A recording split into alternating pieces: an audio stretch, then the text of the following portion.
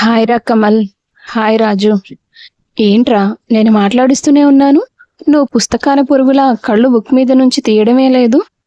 నేను నీకు ఒక ఇంపార్టెంట్ విషయం చెప్పడానికి వచ్చాను. కాలేజ్ మొత్తం ఇప్పుడు నువ్వే హాట్ టాపిక్ అయిపోయావు. ఎందుకు? ఆ సెకండ్ ఇయర్ సుందరి ఉంది కదా, ఆ ఆ పిల్ల నిన్ను లవ్ చేస్తుందంట్రా. ఎవరికో దాని డైరీ దొరికిందంట. వాళ్ళు కాలేజ్లో ఎఫ్ఎంలో కూడా వినిపిస్తున్నారు. నువ్వు వినలేదా? లేదు, నాకంత టైం లేదు. టైం లేదు సరే, ఇప్పుడు నువ్వు దానికి ఏం ఆన్సర్ చెప్తావు?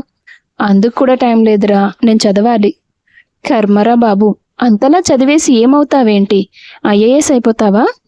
ఏదైనా కావచ్చురా, ఒక గవర్నమెంట్ జాబ్ అయితే కొట్టాలి. అదే నన్ను నా లక్ష్యానికి దగ్గరగా తీసుకెళ్తుంది. ఆ గవర్నమెంట్ జాబ్ కొట్టడం లక్ష్యం అనాలి కానీ దగ్గరగా తీసుకెళ్లడం ఏంట్రా? ఆ మాటతో కమల్ తన చూపుని బుక్ మీద నుంచి ఫ్రెండ్ వైపుకి మళ్లించి, నేను ఒక అప్సరస లాంటి అమ్మాయిని పెళ్లి చేసుకోవాలనుకుంటున్నాను. ఇంత అందమైన అమ్మాయి వీడికి ఎలా పడింది అని చూసే వాళ్ళంతా అనుకోవాలి. అందులో నీకు దక్కే పరువేముంటుందిరా? అయినా అంత అందమైన అమ్మాయి నీకెందుకు పడుతుంది? పిచ్చోడా, జాబ్ రా, గవర్నమెంట్ జాబ్. అదుంటే తల మీద వెంట్రుకలు లేకపోయినా, పొట్ట నిండా గ్యాస్ పేరుకుపోయినా ₹1,00,00,000 కట్నం ఇచ్చి మరీ అంత అందమైన అమ్మాయిలు పెళ్లి చేసుకోవడానికి రెడీ అవుతారు. అయినా నాకు కట్నం అక్కర్లేదు, అలాంటి అమ్మాయి నా పక్కనుంటే చాలు. అదేం పిచ్చిరా నాయనా, ఇప్పుడు సొసైటీలో నడుస్తున్న ట్రెండ్ అదే కదా. ఎవరైనా మీ అల్లుడు ఏం చేస్తాడని అడిగితే గవర్నమెంట్ ఎంప్లాయ్ అని చెప్పుకోవడంలో ఉన్న తృప్తి అమ్మాయి తల్లిదండ్రులకి ఇంకెందులో ఉండదు. ఇది కరెక్టేరా. ఒకడు బిజినెస్ పెట్టి లక్షలు సంపాదించినా కూడా వాడికంత విలువే ఇవ్వరు. నేను ఎంప్లాయ్ అని ఎవరైనా చెప్తే మాత్రం వంగి వంగి దండాలు పెడతారు. అదేరా ఎడ్యుకేషన్కి ఉన్న పవర్. ఎడ్యుకేషన్కి అంత పవర్ ఉండడం నాకు సంతోషమే, కానీ దాన్ని నువ్వు ఇలా వాడుకోవడమే అస్సలు బాలేదు. ఎవరైనా బాగా సెటిల్ అవ్వాలని, కుటుంబాన్ని బాగా చూసుకోవాలని, సొసైటీలో రెస్పెక్ట్ కావాలని గవర్నమెంట్ ఎంప్లాయ్ అవ్వాలనుకుంటాడు. నీలాగా ఎవ్వరూ ఆలోచించరు. నేను ఆలోచిస్తున్నాను కదా. మరి ఆ సుందరిని ఏం చేస్తావు? అనకూడదు కానీ అది చాక్లెట్ బ్రౌనీలా ఉంటుంది. అంత డార్క్ కలర్ దాంది. నా ఎక్స్పెక్టేషన్కి దాని బ్యూటీకి అస్సలు సరిపోదు. మైనస్ మార్కులు వేస్తాను నేను దానికి. కానీ ఆ పిల్ల కాలేజ్ టాపర్ కదరా. ఏదైనా కావచ్చు, నాకు మాత్రం వద్దు. వీడికి ఏ సైకోనో దొరుకుతుంది, అప్పుడు తిక్క వదిలిపోతుంది అని తిట్టుకొని రాజు బయటికి వెళ్ళిపోయాడు. దారిలో అతనికి సుందరి కనిపించింది. సుందరి, ఒక నిమిషం నీతో మాట్లాడొచ్చా? ఏంటి, మీ ఫ్రెండ్ కమల్ విషయమేనా? అవును. అసలు నీ డైరీ ఎవరికి దొరికింది? ఇలా ప్రచారం చేస్తున్నారేంటి? ఏమో, ఏ విధవకి దొరికి చచ్చిందో. నీకేం బాధగా లేదా? బాధ ఎందుకు? నీ గురించి కాలేజ్ మొత్తం మాట్లాడుకుంటున్నారు కదా. అందులో అబద్ధమేం లేదులే, కానీ కమల్ యాక్సెప్ట్ చేయకపోతే అప్పుడు ఈ విషయం బయటపడకుండా ఉండడమే బెటర్ కదా. వాడు యాక్సెప్ట్ చేస్తాడని నేను ప్రేమించలేదు రాజు. ఏమో, నాకు తెలియకుండానే అలా జరిగిపోయింది. తను కళ్ళ ముందున్నప్పుడు ఉండే ఆనందం, అది నాకెవ్వరి వల్ల కలగలేదు. తను ఏం ఆలోచిస్తాడనేది తన ఇష్టం, నేను బలవంతం చేయను. నేను ఇప్పుడే ఈ విషయం గురించి కమల్తో మాట్లాడొస్తున్నాను. ఏమన్నాడు? నా గురించి పాజిటివ్ థాట్లో ఉన్నాడా?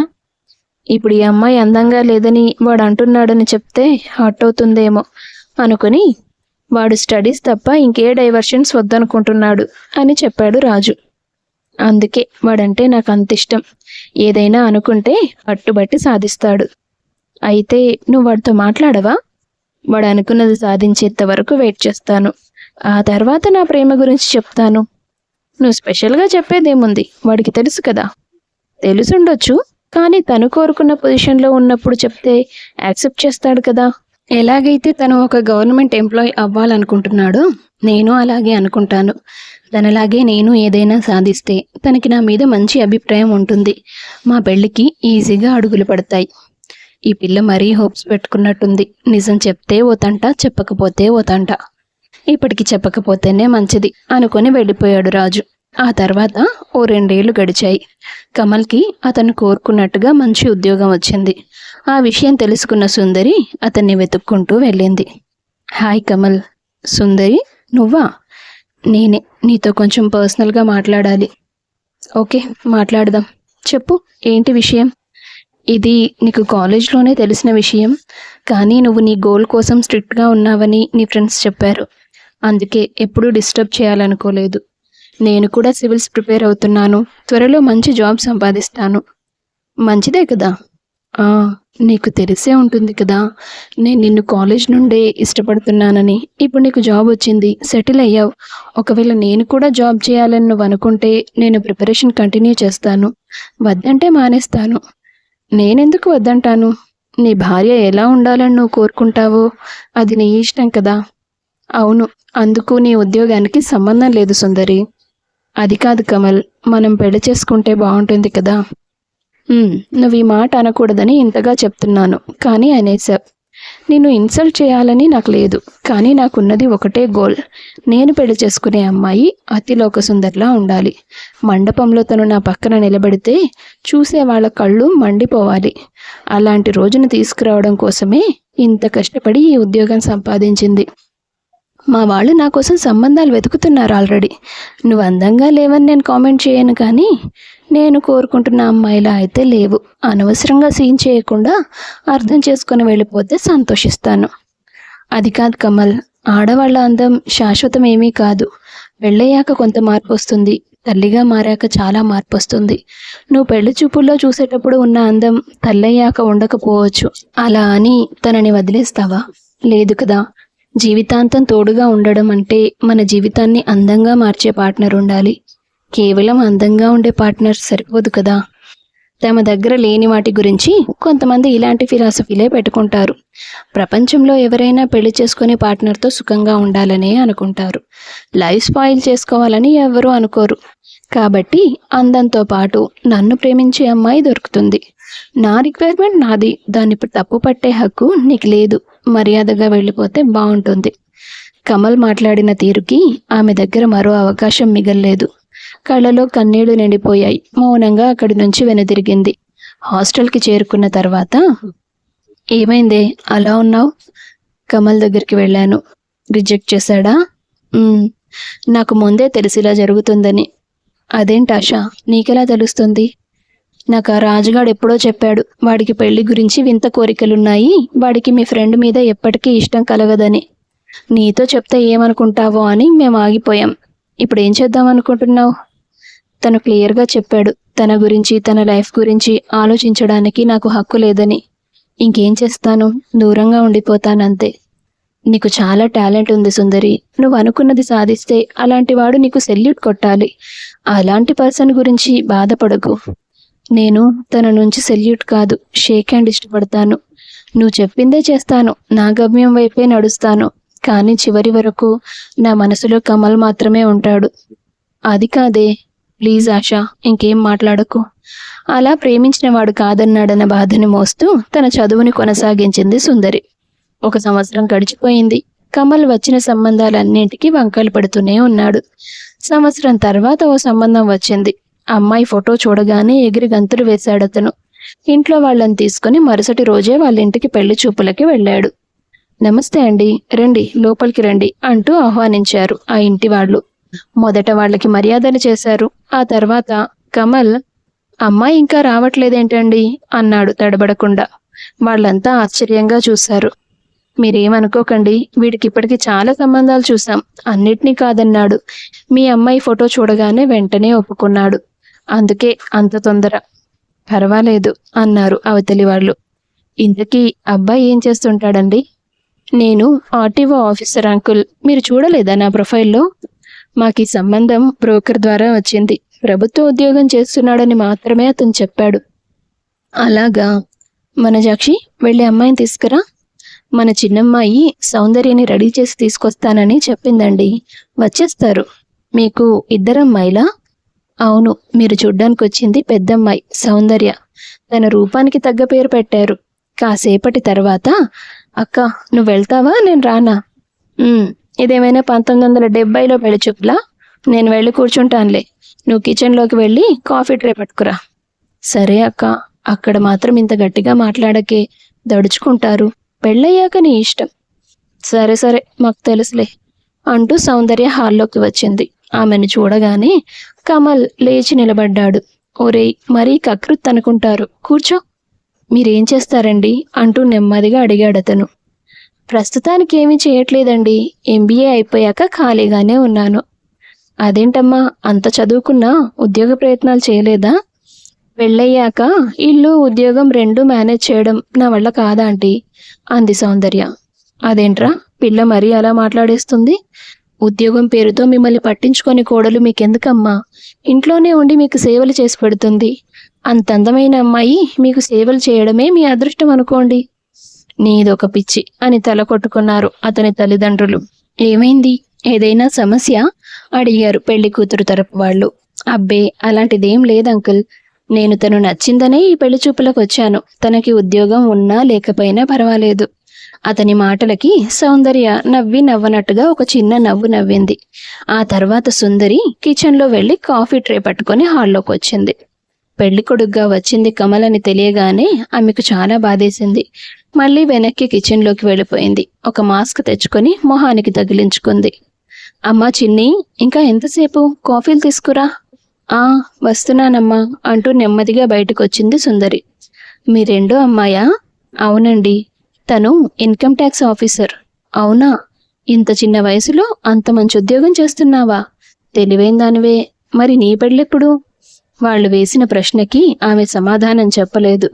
నిజానికి ఇద్దరమ్మాయిలు కవలలే, కాకపోతే పోలికలు ఒకలా ఉండవు. పెద్దమ్మాయి పెళ్లి జరిగిపోతే నెమ్మదిగా తనకు కూడా సంబంధాలు చూస్తాం. ఎందుకు అమ్మాయి మొహానికి మాస్క్ వేసుకుంది? అది ఆంటీ కొంచెం జలుబు చేసింది. మీకు కాఫీలు తీసుకురావడంలో హైజీన్ ఉండాలని పెట్టుకున్నాను. అలాగా? మా వాడి నుంచి ఎటూ సంబంధం ఖాయమే. మీ అమ్మాయే ఇంకా ఏమీ చెప్పలేదు వదిన గారు. సౌందర్య, మీ ఇష్టం అమ్మా అంది ఆమె. ఇక కమల్ ఆనందానికి అవధులే లేవు. వెంటనే పెళ్లికి ముహూర్తాలు పెట్టుకున్నారు. ఆమె ప్రేమించిన వాడికి అక్కతో పెళ్ళంటే సుందరి జీర్ణించుకోలేకపోయింది. కానీ విషయం ఇంట్లో చెప్పలేదు తను. అందుకే ఓ రోజు నేరుగా వెళ్ళి కమల్ని కలిసింది. నువ్వా? ఏంటి మళ్ళీ వచ్చావు? విసుక్కోవద్దు కమల్. ఒక ముఖ్యమైన విషయం చెప్పేసి వెళ్ళిపోతాను. ఇప్పుడు నాకు పెళ్లి కుదిరింది. అమ్మాయి ఎంత అందంగా ఉంటుందో తెలుసా? ఫోటో చూపిస్తానుండు అంటూ సౌందర్య ఫోటోస్ సుందర్కి చూపించాడు. తను నాకు సొంత అక్క. ఏంటి? అవును, ఆ రోజు మీరు పెళ్లి చూపులకు వచ్చినప్పుడు మాస్క్ పెట్టుకున్నది నేనే. నేను అక్కడున్నానని తెలిస్తే, నువ్వు నన్ను గుర్తుపడితే, మన పరిచయం గురించి ప్రశ్నలు వస్తే బాగుండదని అలా చేశాను. అంటే ఇప్పుడు ఈ సంబంధం చెడగొట్టేస్తానని చెప్పడానికి వచ్చావా? అయ్యో అలాంటిదేం లేదు. అమ్మా నాన్నలు మీకు అక్కకి పెళ్లి చేయాలని ఆశపడుతున్నారు. నేనెందుకు వాళ్ళ ఆశల మీద నీళ్లు చల్లాలి? అమ్మయ్యా బతికించావు. అది కాదు, నేను నీకు తెలుసని, నిన్ను ప్రేమించానని ఏ టాపిక్ అక్క దగ్గర రానివ్వకు. అసలేమీ జరగనట్టే ఉందాం. ఆమె మీ అక్కంటే నాకు కాస్త ఎంబారసింగ్గానే ఉంది. ప్రతిసారి నేను ఫేస్ చేయాలి కదా నిన్ను. అయినా మీ ఇద్దరికి అసలు పోలికే లేదు. వెలుగు నీడల్లా ఉన్నారు. అది దాని అదృష్టం. వెయిట్, ఆ రోజు మీ అమ్మ వాళ్ళు చెప్పారు మా చిన్నమ్మాయి ఇన్కమ్ ట్యాక్స్ ఆఫీసర్ అని. అంటే నువ్వు? నాకు జాబ్ వచ్చింది. తనకంటే గొప్ప జాబ్ వచ్చింది, పెద్ద పొజిషన్లో ఉందని తెలియగానే కమల్కి మర్యాద తన్నుకొచ్చింది. సరేలే, ఎలాగో వచ్చావు కదా, కూర్చో. ఎంతైనా కాబోయే మరదలివి, మర్యాదలు చేయాలి కదా. పర్వాలేదు, నేను నీకు ఈ విషయం చెప్పాలని మాత్రమే వచ్చాను. సుందరి, సారీ. జరిగిన వాటికి ఏమీ అనుకోకు, మనసులో పెట్టుకోకు. ఇప్పుడు అందరం ఒక ఫ్యామిలీ అవ్వబోతున్నాం కదా. సరే, ఇక నేను వెళ్తాను కమల్ అని చెప్పి సుందరి అక్కడి నుంచి వచ్చేస్తుంది. అమ్మో, ఈవిడ గారు ఇప్పుడు పెద్ద ఆఫీసర్ అయిపోయానని నా ముందు ఫోజ్ కొడుతుందేమో. కాస్త దూరంగా ఉంటేనే మంచిది. ముహూర్తాలు కూడా పెట్టేసుకున్నాక ఇంకేం చేయగలం? అయినా పెళ్ళైపోతే సౌందర్య నా ఇంటికి వచ్చేస్తుంది. ఈ పిల్లతో నాకేం సంబంధం ఉంటుందిలే అనుకున్నాడు అతను. చూస్తుండగానే రోజులు గడిచిపోయాయి. తెల్లవారితే పెళ్లి. అప్పుడు రాత్రి సరిగ్గా 7:30 అవుతోంది టైం. సౌందర్య నుండి కమల్కి ఫోన్ వచ్చింది. నేను మిమ్మల్ని కలవడానికి వచ్చాను, బయటకు వస్తారా ఓసారి? అదేంటి సౌందర్య, పసుపు రాశాక గడప దాటనివ్వరు కదా. అలాంటి పాతకాలం నమ్మకాలు నాకు లేవు. మీతో మాట్లాడాలి, రండి. మా వాళ్ళు బాగా నమ్ముతారు. వాళ్ళని తప్పించుకొని వస్తాను, ఎదురుచూడు అని చెప్పాడతను. కాసేపటి తర్వాత ఆమె దగ్గరికి వెళ్ళాడు. ఏంటి, తెల్లారేదాకా ఆగలేకపోయావా? అప్పుడే కాబోయే మొగుడిని చూడాలనిపించిందా? ఒరేయ్, నీ ఫేస్ ఎప్పుడైనా అద్దంలో చూసుకున్నావా? అదేంటి సౌందర్య అంత మాట అన్నావు? ఒంటి మీద కలర్ లేదు, హైట్కి తగ్గ బరువు లేదు, ఒక మంచి ఫిజిక్ కూడా లేదు. కేవలం నీ జాబ్ చూసి మా వాడు నన్ను నీకిచ్చి చేయాలనుకున్నారు. అదే కదా ముఖ్యం. ఆ, ముఖ్యమే. కానీ నా అందానికి ఏ హాలీవుడ్ హీరోయినో అయిపోవాలి నేను. అలాంటిది ఇంత అందంగా ఉన్న నేను నీ ఇంట్లో జీవితాంతం అంట్లు తోముతూ ఉండాలా? నీకు తోమడం ఇష్టం లేకపోతే పనమ్మాయిని పెడదాం. ఛా, నాకు నీకు ఏమైనా మ్యాచ్ అవుతుందా? బిలో యావరేజ్గా ఉన్న నీకు ఎక్స్ట్రాడినరీ అందంగా ఉన్న ఈ సౌందర్యం ఎందుకురా? పెళ్లి చేసుకుని పొయ్యి దగ్గర మగ్గ పెడదామనా? ఎందుకు? తెల్లారితే పెళ్ళి, ఇప్పుడు ఇలా మాట్లాడతావేంటి? నిన్నెవడ్రా చేసుకునేది?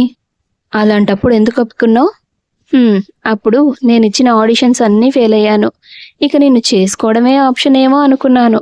కానీ ఇప్పుడు నాకు కన్నడ ఫిల్మ్లో మంచి క్యారెక్టర్ చేయడానికి ఛాన్స్ వచ్చింది తెలుసా? త్వరలోనే నువ్వు ఊహించలేనంత ఎత్తుకెదిగిపోతాను. ఎంత పొగరు నీకు? పెళ్లి దాకా తీసుకొచ్చి ఇప్పుడు నన్ను అవమానిస్తావా? ఈ పెళ్లి క్యాన్సిల్ చేసుకోవడానికి ప్లాన్ వేస్తావా? ఉండు, ఇప్పుడే మా వాళ్ళందరికీ చెప్పి నీకు గడ్డి పెట్టిస్తాను. పోరా, నీకంత సీన్ లేదు అని అతన్ని తోసేసి పరుగున వెళ్ళి ఓ కారులో కూర్చుందామె. అతను వెంట పరిగెడుతుండగానే కారు ముందుకు వెళ్ళిపోయింది. చేసేదేం లేక అతను నెమ్మదిగా ఇంట్లోకి వెళ్ళి తల పట్టుకొని కూర్చున్నాడు. ఆ పెళ్లికి వచ్చిన రాజు కమల్ని చూసి నవ్వుకున్నాడు. నీకు నవ్వులాటగా ఉందా? అది నన్నెంత ఇన్సల్ట్ చేసి వెళ్ళిందో తెలుసా? ఏ, నువ్వు సుందర్ని ఇన్సల్ట్ చేయలేదా? నీకున్న ఆలోచనలు నాకు లేవని చెప్తే సరిపోయేది. కానీ నేను అందగత్తెనే చేసుకుంటాను, నిన్ను చేసుకోనని చెప్పావు. ఈరోజు ఆ సుందరి అంత పెద్ద ఆఫీసర్ అయిపోయింది. పొరపాటున మీ ఆఫీస్కి వస్తే నువ్వు సెల్యూట్ కొట్టాలి తనకి. తన సొంత అక్కనే పెళ్లి చేసుకుంటున్నా కూడా నోరు మూసుకొని ఉండిపోయింది. ఈ సౌందర్య ఏమైనా నీకు తగ్గ శాస్తి చేసిందిరా. అందమని ఏడ్చావు కదా, ఇప్పుడు ఇంకొక అందమైన అమ్మాయిని వెతుకో. అదేం కారణాలు చెప్తుందో.